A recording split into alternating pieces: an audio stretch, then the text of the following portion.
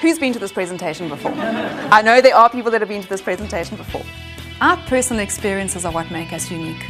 And my personal experiences have made me entirely different to certainly other speakers in New Zealand and Australia. Does anybody have any idea of how many people view themselves as successful?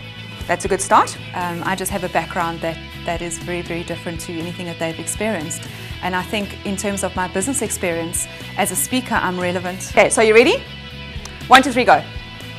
I can motivate people to understand that they have choices and that although life can be really tough. So we have what we need, but do we have what we want? You can carry on and you can still strive after anything that you really want or that you really desire. Visualize yourself in your goal, but important is planning. Planning is absolutely essential. Well, I don't have a speaking topic called Leave Your Country and Pour Your Heart Out, but certainly in building my businesses and in making the move from country to country, there are certain principles that I follow.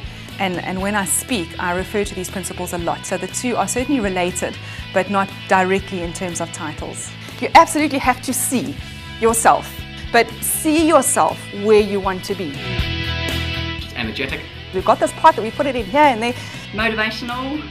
Absolutely. You go where you look. That she's very inspirational. Just move your thing over to what you want to happen. She has a real connection to people and I think that's lovely and that really comes across in her presentation. She's a very intelligent business owner herself and you can learn that not just business but on a personal level too. My uniqueness as a speaker is really my experience. It's what I've learned, it's what I know, and it's what I know I can pass on.